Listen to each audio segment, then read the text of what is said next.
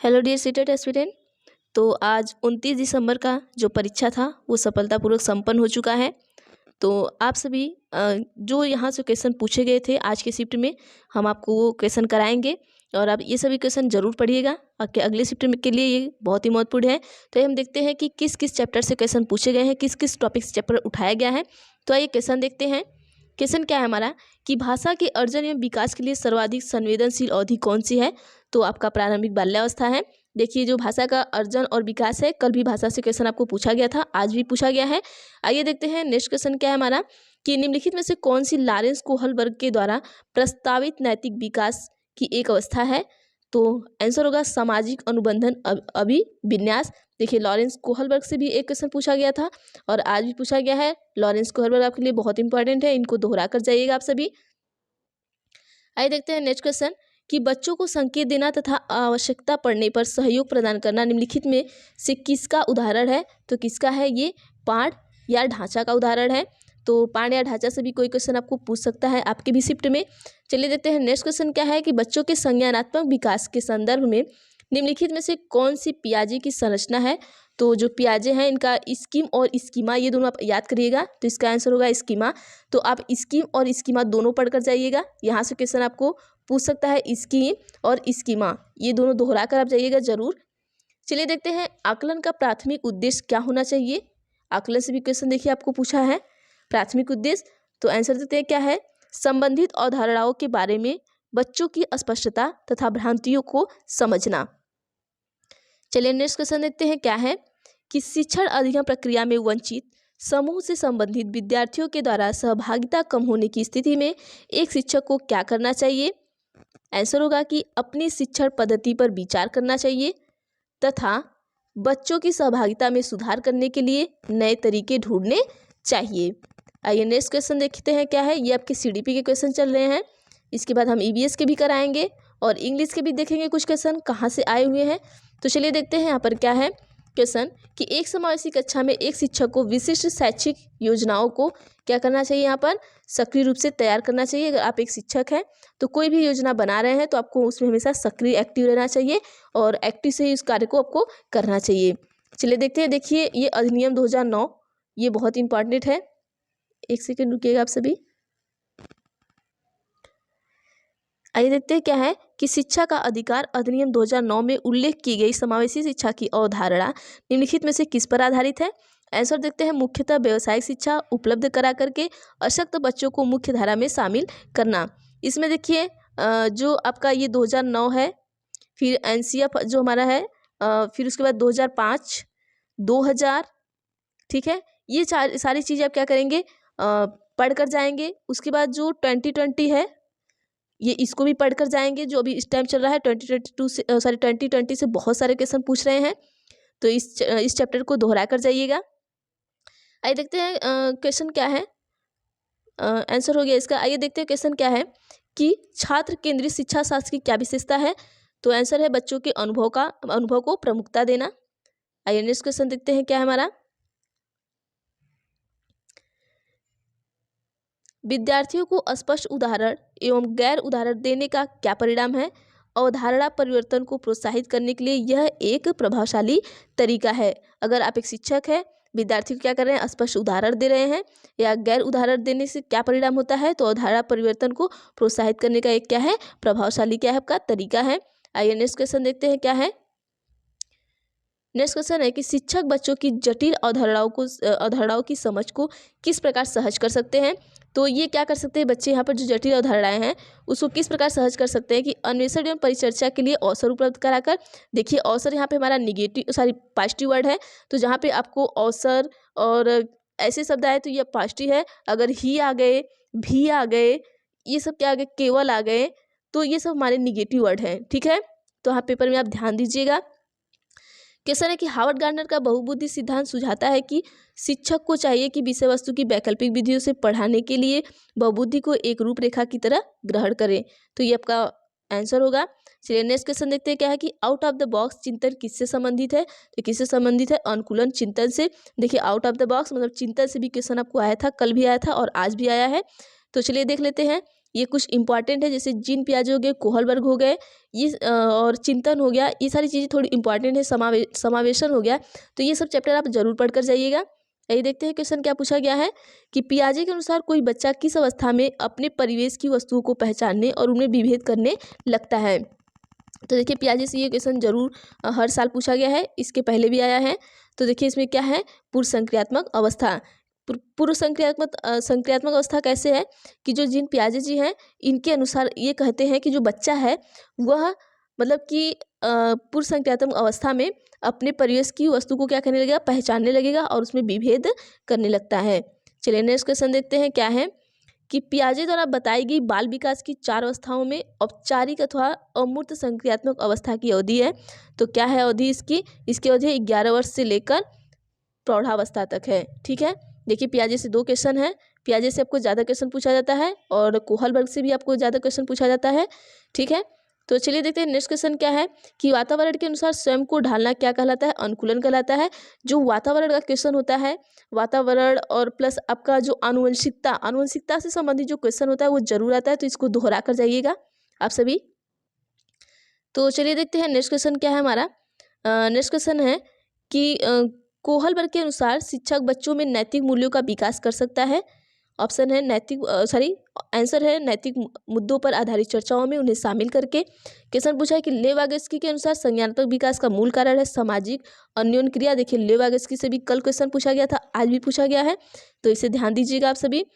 Vygotsky के अनुसार बच्चे सीखते हैं तो वयस्कों और समवयस्कों के साथ परस्पर क्रिया करके। देखिए आपका प्रीवियस ईयर का ये क्वेश्चन है और ये बहुत इंपॉर्टेंट क्वेश्चन है, क्योंकि वाइगोस्की हुए, जीन पियाजे हुए, कोहलबर्ग हुए, इनसे जरूर आता है। जैसे आपका लैंगिक रूढ़िवादिता हुआ, इससे भी आपके क्वेश्चन आएंगे, और उसके बाद आपका समावेशी शिक्षा हुआ, उससे भी क्वेश्चन आपको पूछे जाते हैं।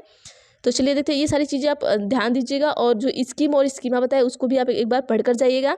और प्लस आपका जो जैसे कि आपका डिसलेक्सिया है, डिसग्राफिया है, इन चीज़ों को भी एक बार आप पढ़कर जरूर जाइएगा। और आपका एनसीएफ 2005 है उसको पढ़ के जाइएगा, और ये एनसीएफ 2020 है उसको पढ़ कर जाइएगा, 2000 को पढ़ कर जाइएगा, इन सबसे क्वेश्चन जरूर आता है।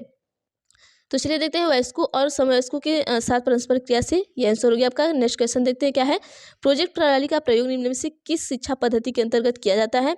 तो किसके अंतर्गत किया जाता है, प्रगतिशील शिक्षा के। हमारा एनसीएफ 2005 के अनुसार सीखना एक क्या है, ज्ञान के निर्माण की क्या है, प्रक्रिया है। चलिए देखते हैं राष्ट्रीय पाठ्यचर्या की रूपरेखा 2005 के अनुसार शिक्षक की भूमिका क्या है। शिक्षक की भूमिका क्या होती है, सुविधादाता होती है। हमेशा याद करिएगा कि अगर आप एक शिक्षक हैं तो आप हमेशा सुविधादाता होंगे। ठीक है, चलिए देखते हैं। देखिए इसमें भी 2020 से पूछा गया क्वेश्चन नई शिक्षा नीति से, तो आप जरूर इसको नई शिक्षा नीति का 2020 का क्वेश्चन आप जरूर पढ़ के जाइएगा, पूरे दोहरा कर जाइएगा, उससे कोई ना कोई क्वेश्चन आपको जरूर पूछ रहा है। तो नई शिक्षा नीति 2020 में 10+2 शिक्षा नीति का नया पैटर्न क्या है, तो इसका है 5+3+3+4।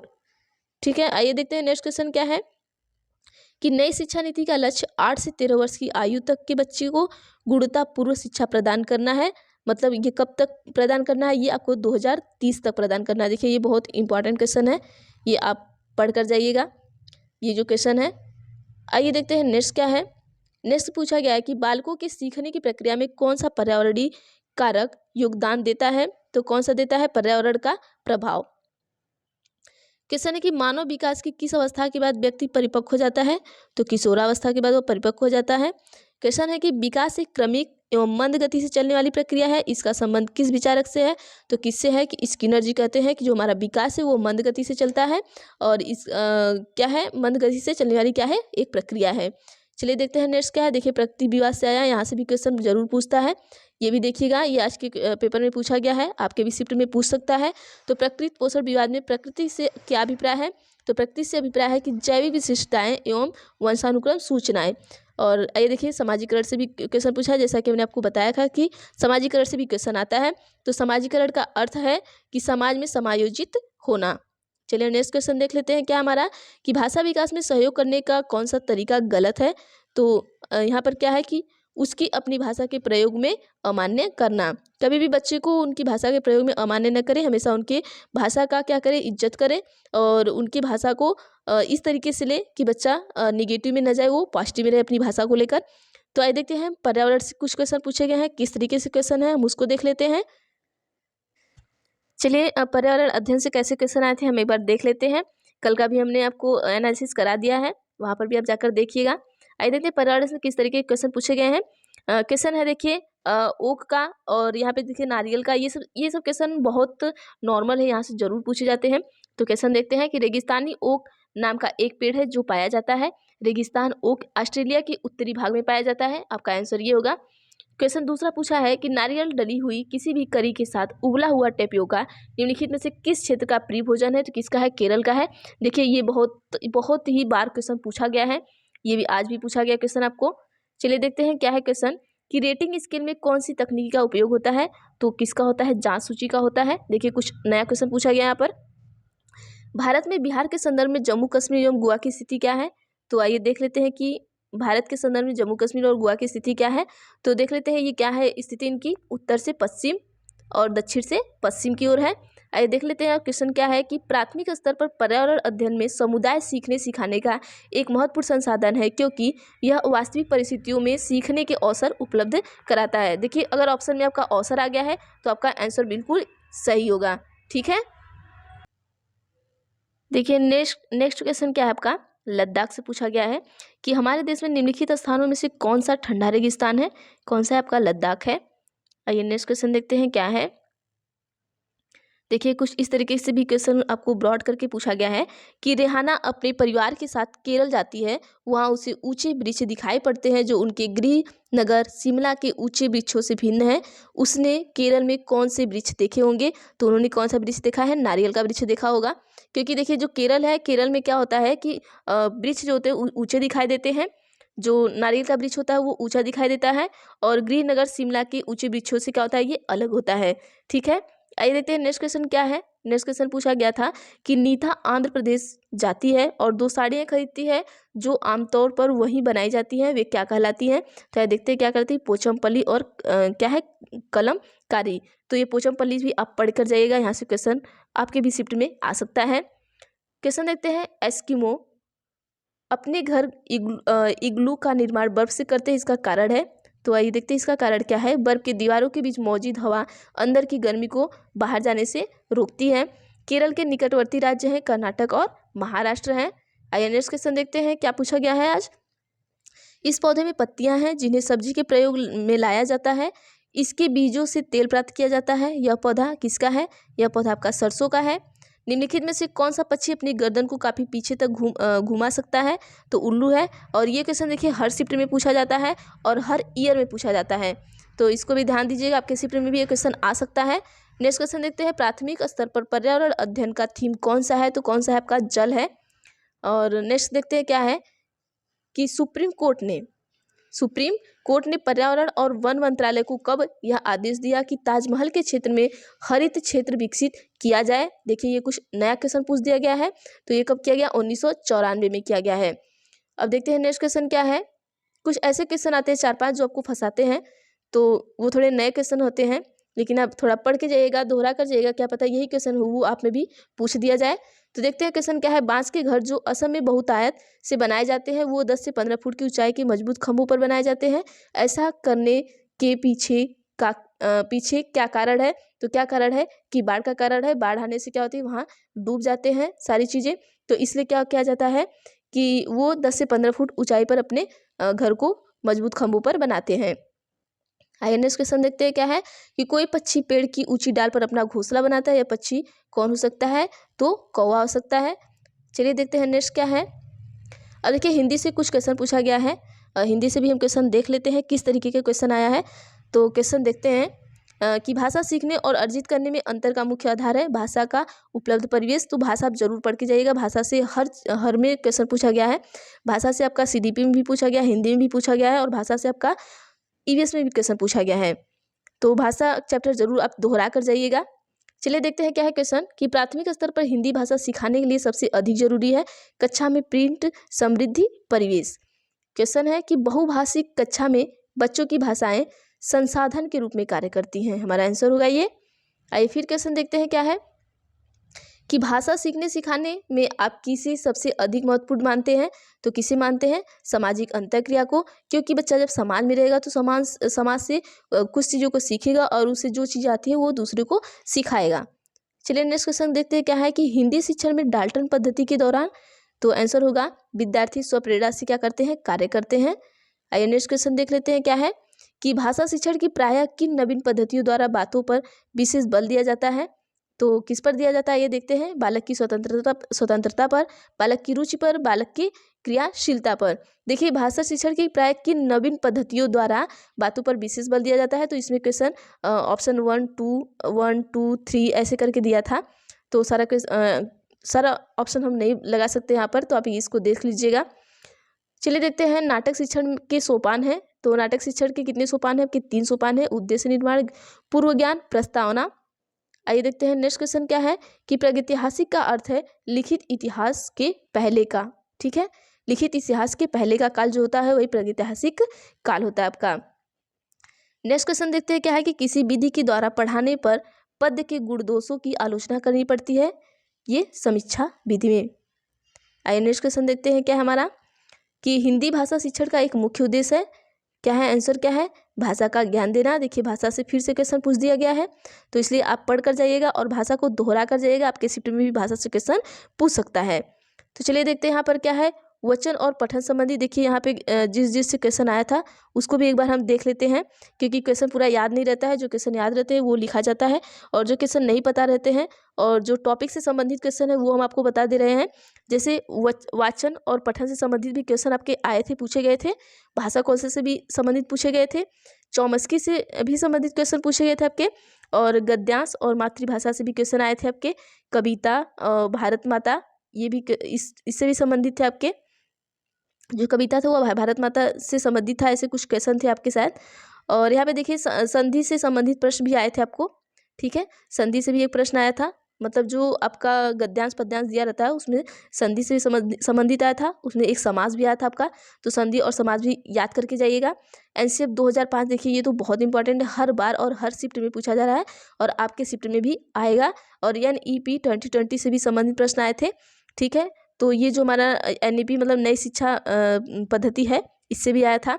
और एनसीएफ 2000 से भी क्वेश्चन बहुत बार आया है, कल के भी पेपर में आया था, आज भी आया था।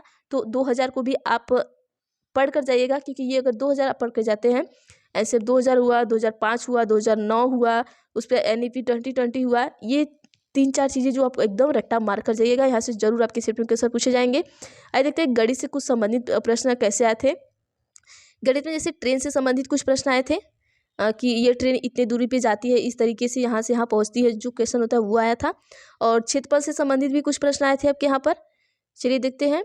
और वर्ग से संबंधित प्रश्न आए थे आपके गणित में, और भाज्य से संबंधित भी प्रश्न आए थे। LCM HCF साहब के प्रश्न भी आए थे, और त्रिभुज से आए थे आपके प्रश्न।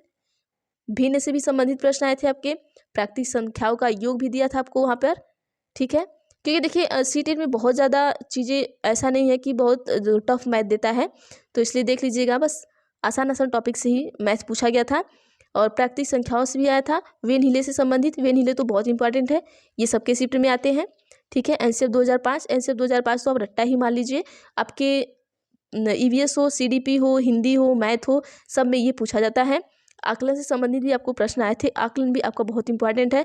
आकलन से भी क्वेश्चन हर जगह पूछे जाते हैं। आकलन हो गया और आपका मूल्यांकन हो गया, इन सब से क्वेश्चन क्या आते हैं, सारे सब्जेक्ट में पूछे जाते हैं। ऐसे इंग्लिश से कुछ क्वेश्चन था, तो उसको भी देख लेते किससे किससे पूछे गए थे। इसमें एक पैराग्राफ पूछा था, और पैराग्राफ में क्या था कि एडजेक्टिव से प्रश्न पूछा था, आपको एंटोनॉमिन्स और सिनोनॉमिन्स करने के लिए दिया था पैराग्राफ में। और इसमें भी देखिए NEP 2020 से भी इसमें भी पूछा गया है, और RT 2020 से भी इससे क्वेश्चन पूछा गया था। और संस्कृत में देख लेते हैं किस किस टॉपिक से संबंधित क्वेश्चन पूछा गया था। तो संस्कृत में आपका स्टीफन क्रेशन हो गए, स्टीफन क्रेशन से पूछा गया। सृजनात्मकता से संबंधित प्रश्न पूछा गया, विकास से संबंधित प्रश्न पूछा गया था, और अभिव्यक्ति से संबंधित प्रश्न पूछा गया था। बोधगया में निवेश से संबंधित प्रश्न पूछा गया था। तो देखिए ये यहाँ पर इतने आपके संबंधित प्रश्न पूछे गए थे, बस इतना ही है। क्योंकि जो क्वेश्चन हमें मिले हैं हम आपको बता रहे हैं, आपके भी शिफ्ट में वो क्वेश्चन आ सकते हैं। तो आप ज़रूर से इन्हें दोहरा कर जाइएगा और जो जो टॉपिक हम बताएं हैं आपको वो टॉपिक ज़रूर पढ़ के जाइएगा। तो चलिए एक बार हम वो टॉपिक आपको फिर से बता देते हैं कि किस टॉपिक से आपको क्वेश्चन पढ़ कर जाना है ज़्यादा से ज़्यादा। देखिए आपका ये 2020, ठीक है, और 2009, 2005 और उसके बाद आपका यहाँ पर क्या होगा, 2020 हो गया, 2009 हो गया, 2005 हो गया, 2000 हो गया। इनसे ये सारा दोहरा कर जाइएगा, ठीक है। और लैंगिक रूढ़िवादिता ये पढ़ के जाइएगा, लैंगिक रूढ़िवादिता ये पढ़िएगा। उसके बाद आप कोहलबर्ग, पियाजे, वाइगोस्की, ठीक है, इन तीनों लोग को आप दोहरा कर जाइएगा। फिर उसके बाद स्कीम और स्कीमा ये पढ़ के जाइएगा, स्कीम स्कीमा ये ज़रूर पढ़ कर जाइएगा, आपको क्वेश्चन आ सकता है यहाँ से। और यहाँ से आप एक अच्छा लड़की और अच्छा लड़का होने का जो क्वेश्चन आता है वो ज़रूर आएगा, ये पढ़ के जाइएगा। तो चलिए हम एक आपको वीडियो बना देंगे कि किस किस टॉपिक को पढ़ के जाना है, कौन कौन सा टॉपिक इंपॉर्टेंट है। तो आज के लिए इतना ही, आप इससे पहले कर लीजिए, शायद आपके शिफ्ट में इससे क्वेश्चन मिले तो हम एक वीडियो बनाएंगे जिसमें आपको दिखा देंगे किस किस टॉपिक से आपको क्वेश्चन करके जाना है।